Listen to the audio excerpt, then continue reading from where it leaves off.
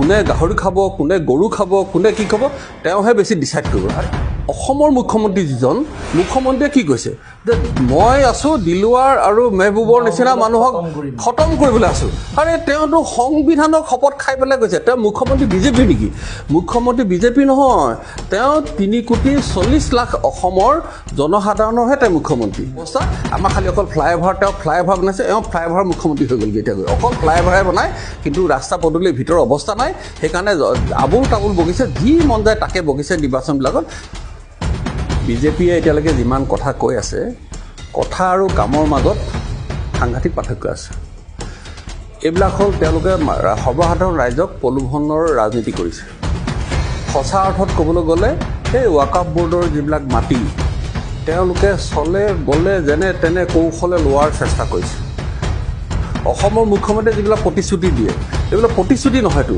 এইটো প্ৰতাৰণাৰ ৰাজনীতি কৰিছে প্ৰলোভন তেওঁলোকৰ সেইটো সবেই গম পাইছে এনেই আৰু কোৱাৰ তেওঁলোকৰ কথাটো অন্তৰৰ পৰা নাই কোৱাটো ডিঙি ওচৰৰ পৰা কৈছে কথাখিনি আৰু এইখিনি পাই গৈছে ইয়াৰ পৰা কথাবিলাক নাই কোৱা ৱাকাফ বোৰ্ড যিখন আইন সেই আইনখন গৃহীত হ'ল আৰু তাৰপিছতে সমগ্ৰ দেশত এক বহু প্ৰতিবাদ দেখিবলৈ পোৱা গৈছে বা বহু ৰাজনৈতিক দলে সমৰ্থন কৰিছে আৰু বহু ৰাজনৈতিক দলে বিৰোধিতা কৰিছে ৱাকাফ বোৰ্ডক লৈ উত্তৰ প্ৰদেশৰ যোগী আদিত্যনাথে কৈছে যে মুখ্যমন্ত্ৰী যোগী আদিত্যনাথে কৈছে যে এতিয়া ৱাকাফ বোৰ্ডৰ যি মাটি তাত স্কুল কলেজ হস্পিটেল এইবোৰ হ'ব আৰু এই গোটেই প্ৰেক্ষাপটক লৈ আপুনি কি ক'ব বিচাৰে ৱাকাফ বোৰ্ডক লৈ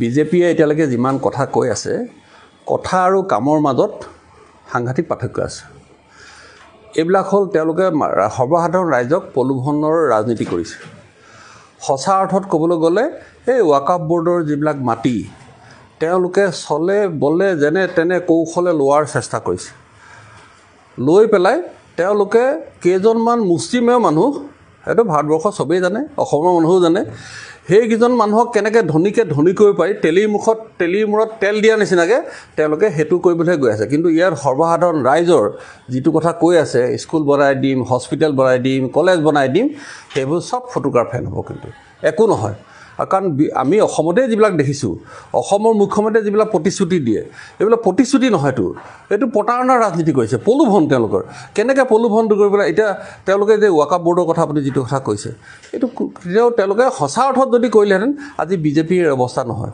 তেওঁ 400 ওপৰ কৰিম বুলি কৈছিলে কিয় মানুহে ভাৰতবৰ্ষৰ মানুহে ৰিজেক্ট কৰিছে কি কাৰণে অযোধ্যাত ৰাম মন্দিৰ বনোৱাৰ পিছত তাতে হাৰিলে দেখোন তেওঁলোকে জিকিব লাগিছিলে বেছি হিন্দু কৈ থাকে জিকিব লাগিছে কিয় নিজিকিলে গতিকে মানুহে ভাৰতবৰ্ষৰ মানুহে সবেই গম পাইছে তেওঁলোকে কি কৰিছে এই সেইকাৰণে যিটো তেওঁলোকে বিজেপিয়ে আকৌ কৈছে মুছলমানৰ ভালৰ বাবে কৰিছে বোলে সেইটো সবেই গম পাইছে এনেই আৰু কোৱাৰ তেওঁলোকৰ কথাটো অন্তৰৰ পৰা নাই কোৱাটো ডিঙি ওচৰৰ পৰা কৈছে কথাখিনি আৰু এইখিনি পাই গৈছে ইয়াৰ পৰা কথাবিলাক নাই কোৱা সেইকাৰণে মানুহে সকলোৱে তেওঁলোকে যিটো কৰিছে সেইকাৰণে মুছলমানক তেওঁলোকে ইমান বেয়া কথা কৈছে এতিয়া আপোনাৰ সংবাদ মাধ্যমৰ মই ক'লোঁ সেইদিনাখন অলপতে অসমত যিটো ঘটনা ঘটি গৈছে গোটেই ভাৰতবৰ্ষ জোকাৰি গৈছে দিলৱাৰ হুছেইনৰ কথাটো লৈ পেলাই মই কৈছোঁ তেখেতে এটা সাক্ষাৎকাৰ ল'বলৈ গৈছিলে গণতন্ত্ৰৰ চতুৰ্থ স্তম্ভ তাত যেতিয়া তেওঁ গম পালে যে এনেকুৱা ধৰণৰ দুৰ্নীতি হৈ আছে আপোনালোকৰ সংবাদ মাধ্যমৰ কাম হ'ল কি যদি তেনেকুৱা ধৰণৰ কথা হ'ল আপোনাৰ বাতৰিটো যুগুত কৰি পেলাই জনোৱা কিন্তু তেওঁক বিভিন্ন কাৰণত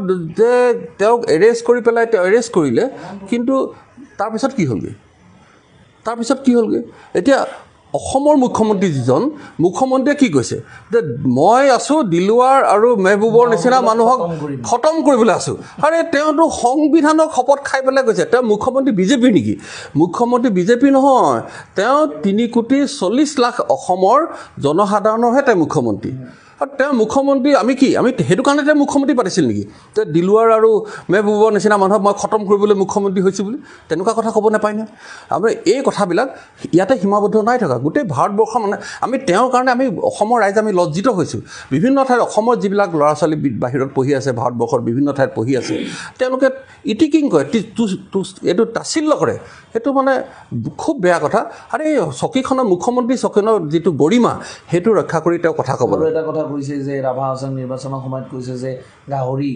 পুহিবলৈ দিছে কৈছে যে গাহৰি পোহক তেতিয়া এছাম লোক নাহে আপোনালোকৰ দখল কৰিবলৈ এই ধৰ্মৰ ৰাজনীতিত অসমত এইজনেহে আটাইতকৈ হিন্দু ধৰ্মৰ তেওঁহে যেন ৰক্ষক বাকী কোনো নাই কোনে গাহৰি খাব, কোনে গৰু খাব, কোনে কি খাব, তেওঁহে বেছি ডিচাইড কৰিব। আৰে মুখ্যমন্ত্ৰী আমি সেইটো কাৰণে পাতিছোঁ নেকি? কোনে গাহৰি পুহিব সেইটো ডিচাইড কৰিব। খাদ্য বস্তুটোলৈ তেওঁ যাব নালাগে নহয়। তেওঁ যদি ৰাইজৰ ভাল কাম কৰক, নিশ্চয় ৰাইজে তেওঁক ভোট দিয়ে। এতিয়া কিয় এনেকুৱাবিলাক কথা কয়? হিন্দু মুছলমানৰ মাজত যিটো বিভাজন তেওঁ কিয় আনিবলৈ বিচাৰিছে? অসমতে তেনেকুৱা নাছিলে। তেওঁৰ মতেতো শান্তিৰ অসম গঢ়িছে তেওঁতো বহুত কথা কৈ থাকে, আমি এতিয়া অসমৰ চুকে কোণে ঘূৰি ফুৰিছোঁ নহয়। চুকে কোণে ঘূৰি ফুৰি আমি আচৰিত হওঁ, গাঁৱৰ ভিতৰৰ ৰাস্তা অসমৰ অৱস্থা নাই। আমি আজি দুদিনৰ আগত আমি চমৰীয়া এঠাইত মিটিং কৰিব গৈছিলোঁ। আমি তাত লাইট নাই, মোবাইলৰ পোহৰত মথাউৰিৰ ওপৰে বোকাৰ পিছল খাই যেনেকুৱা অৱস্থা, বেয়া ৰাস্তা। এই স্বাধীনতা ইমান বছৰৰ পিছতো ৰাস্তাৰ অৱস্থা নাই, সাংঘাতিক বেয়া অৱস্থা। তেওঁ সেই ৰাস্তাফালে বনাব লাগিছিলে। সেই ৰাস্তাবিলাক আজিলৈকে শিল এটা নপৰিলে, একদম বোকা ৰাস্তা, ইমান বেয়া ৰাস্তা। আৰু এইবিলাক চিটিৰ ওপৰত তেওঁ ফ্লাইঅভাৰ বনাই আছে। আৰু এই পইচাকেইটাতো সেই গাঁৱৰ ৰাস্তাকেইটা কিয় নবনালে তেওঁ? কাৰণ গাঁৱৰ ৰাস্তাকেইটা বনালে তেওঁ কমিশ্যনটো নাহে। তেওঁ যিটো ভাবিছে, যিটো ধান্দাত কৰি আছে সেইটো নাহিব। কাৰণ তেওঁ সৰু ঠিকাদাৰক দিব লাগিব, পেটিকেজ কণ্ট্ৰেক্টৰ দিব লাগিব। সেইবিলাক কণ্ট্ৰেক্টৰ দিলে তেওঁ মুনাফাটো নাপাব। সেইকাৰণে ফ্লাইঅভাৰ বনাইছে। ভাৰতবৰ্ষত কিজানি যদি আমি গোটেই ৰাজ্যবিলাক চাওঁ, আটাইতকৈ বেছি ফ্লাইঅভাৰ আমাৰ অসমতে হৈ আছে। ইমান ফ্লাইঅভাৰ কিয় লাগে? ইমান ফ্লাইঅভাৰ কিবা, সেই ফ্লাইঅভাৰ পইচাটো কিয় গাঁৱত তেওঁ খৰচ নকৰে? আমি চমৰীয়াত দেখি আমিও লাজ পাইছোঁ। বিশেষকৈ মই অসমৰ, এখেতটো উত্তৰ প্ৰদেশৰ পৰা আহিছে। উত্তৰ প্ৰদেশত যেতিয়া দেখিছোঁ, যিটো এক্সপ্ৰেছ হাইৱে বনাইছে অখিলেশ যাদৱ ডাঙৰীয়াই, ইমানেই ভাল, য'ত নৰেন্দ্ৰ মোদীয়ে তাত প্লেন লেণ্ড কৰিব পাৰিছিলে। ইমান ভাল ৰাস্তা। আৰু আমাৰ অৱস্থা কেনেকুৱা? ৰাস্তাবিলাক এই অৱস্থা। আমাৰ খালি অকল তেওঁ ফ্লাইঅভাৰ বনাইছে, ফ্লাইঅভাৰ মুখ্যমন্ত্ৰী হৈ গ'লগৈ এতিয়া গৈ। অকল ফ্লাইঅভাৰে বনায়, কিন্তু ৰাস্তা পদূলিৰ ভিতৰৰ অৱস্থা নাই। সেইকাৰণে আবুল তাবুল বগিছে, যি মন যায় তাকে বগিছে নিৰ্বাচনবিলাকত। এতিয়া হিন্দু মুছলমানৰ তেওঁ বিভাজন যিটো আনিব গৈছে, কোনো কাৰণতে বিভাজন নহয়। আমি হিন্দু, আৰু তেওঁতো বহুত কথা, আৰু হিন্দু মাটি মুছলমানে কিনিব নোৱাৰিব, মুছলমান মাটি হিন্দুৱে কিনিব নোৱাৰিব, মুখ্যমন্ত্ৰী পাৰ্মিশ্যন ল'ব লাগিব। এতিয়া মাটি পাৰ্মিশ্যন মণ্ডলেহে দিয়ে, তেওঁ মুখ্যমন্ত্ৰী নে মণ্ডল তেওঁ? গতিকে এনেকুৱা কথাবিলাক অসমৰ আমি সকলোৱে লাজ পাবলগীয়া কথা। এখেতে এতিয়া বাহিৰৰ পৰা আহিছে, তেখেতসকলে মই নিজেও ব্যক্তিগত হিচাপে মই লাজ পাওঁ এইবিলাক কথাবিলাক। হয়, আগন্তুক পঞ্চায়ত আছে, পঞ্চায়তলৈ আপোনালোক নিশ্চয় টঙালি বান্ধিছে, আমি দেখিবলৈ পাইছোঁ। প্ৰায় ঠাইত আপুনি নিৰ্বাচন প্ৰচাৰ চলাই আছে। সুমন যোশী তেখেতো যিহেতু আছে বহুদিন ধৰি, গতিকে সমাজবাদী পাৰ্টীৰ এটা উত্থান হোৱা দেখিবলৈ পোৱা গৈছে সমগ্ৰ অসমখনতে। পঞ্চায়তত কেনেকৈ আগবাঢ়িব আপোনালোকে? ক'ত প্ৰাৰ্থী দিম বুলি ভাবিছে পঞ্চায়ত? সমাজবাদী পাৰ্টী অসমত প্ৰথমতে আমাৰ চিম্বলটো হ'ল চাইকেল চিম্বলটো খুব জনপ্ৰিয়। মানুহৰ ঘৰত গাড়ী নাথাকিব পাৰে, মটৰচাইকেল নাথাকিব পাৰে, কিন্তু আজি প্ৰত্যেক ঘৰ মানুহৰ চাইকেলখন থাকে। আৰু সৰ্বসাধাৰণ আমি সেইকাৰণে গ্ৰাছৰুটত আমাৰ কাম কৰিবলৈ বহুত সুবিধা হৈছে। আৰু পঞ্চায়ত নিৰ্বাচনৰ কাৰণে মোৰ যদিও টাৰ্মটো খুব কম দিনৰ ভিতৰত আমি আজি প্ৰায় 2 মাহতকৈ অলপ বেছি হৈছে। এইকেইদিনৰ ভিতৰতে আমি যদি কওঁ, আজিৰ দিনটোতে যদি কওঁ, হাজাৰ মানুহে কিন্তু অসমত আজি সমাজবাদী দলত যোগদান কৰি আছে। আৰু এতিয়া আপোনালোকে দেখিছে, আজি বহুকেইজন মানুহ জিলা পৰিষদৰ সদস্য তেওঁলোকে ইয়াতে আহিছে। কাৰণ জিলা পৰিষদৰ যিসকল সদস্যাই নিৰ্বাচন খেলিব, তেখেতসকলৰ আমি যিসকলৰ আমাৰ পাৰ্টি চিম্বল, পাৰ্টি যিটো বি ফৰ্ম আমি ইয়াৰ পৰা দিয়া হ'ব। আৰু আঞ্চলিক পঞ্চায়তত আমাৰ জিলাৰ যিসকল সভাপতি, তেখেতক মই অথৰিটি দিছোঁ এই ফৰ্মখনত চাইন কৰি তেখেতসকলে দিব।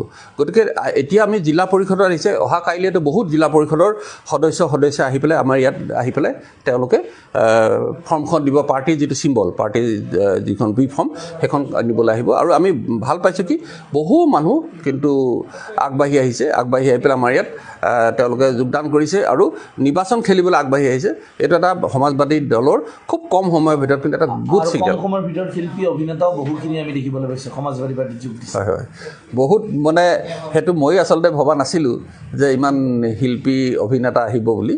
কিন্তু এটা কথা, এই শিল্পী অভিনেতা বহু আহিছে আৰু বহু মানুহে আমাক তেখেতসকলে প্ৰতিশ্ৰুতি দিছে, আপোনালোকে ভাল খবৰ পাব, বহুত ভাল মানুহ আহিব। বহু বেলেগ ৰাজনৈতিক দলৰ মানুহ মোক ৰাজ্যিক সভাপতি হিচাপে মোৰ লগত যোগাযোগ আছে। তেখেতসকলে বিভিন্ন বিষয় বাবদ ভাল বাবদ আছে দেই, ভাল বাবদ থকা মানুহ, তেখেতসকলে মোৰ লগত বহুতে যোগাযোগত আছে। আৰু তেখেতসকলেও খুব সোনকালে আপোনালোকে ভাল খবৰ পাব। পঞ্চায়ত নিৰ্বাচনৰ আগে পিছে বহুত ভাল খবৰ পাব যিসকলে আহি পেলাই এই যোগদান। এটা বিশেষ প্ৰশ্ন সোধোঁ শেষত। কিছুদিন আগতে মাছুমা বেগমে ত্যাগ কৰিছে, আৰু আপুনি যেতিয়া আছিল আম আদমি পাৰ্টিত, এতিয়াই কিন্তু তেখেতে জয়ী হৈছিল। আৰু এতিয়া আপুনি যিটো সমাজবাদী পাৰ্টি অসমৰ প্ৰেচিডেণ্ট, গতিকে তেখেতে কিবা যোগাযোগ কৰিছে নেকি আপোনাৰ লগত?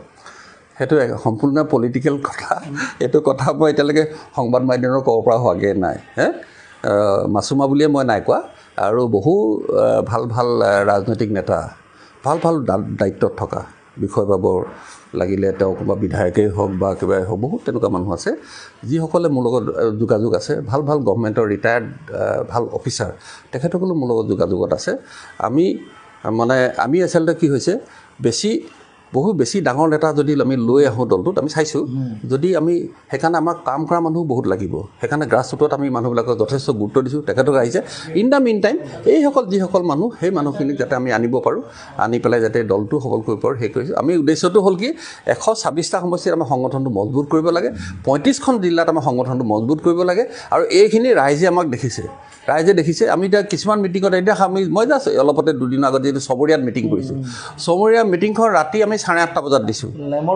লেমৰ পোহৰ নাই লেম্প পোহৰ নাছিলে মোবাইলৰ পোহৰত আমি গৈছোঁ ইমান দুৰ্ভাগ্য আজিৰ দিনত মোবাইলৰ পোহৰৰ বোকা ৰাস্তাত আমি পেন কোচাই জোতা খুলি গ'বলগীয়া আজিৰ দিনত কাৰেণ্টৰ ব্যৱস্থা নাই ইমান বেয়া ৰাস্তা কিন্তু তাত শ মানুহে আমাৰ কিন্তু সেই ৰাতি আমি 9টা বজাত মিটিং আৰম্ভ কৰিছোঁ আমি আচৰিত হৈছোঁ ইমান ভিতৰ গাঁৱতো 9টা বজাত অজস্ৰ মানুহ কিন্তু আমাৰ কাৰণে ৰৈ আছে সেইসকল মানুহ আৰু তাতে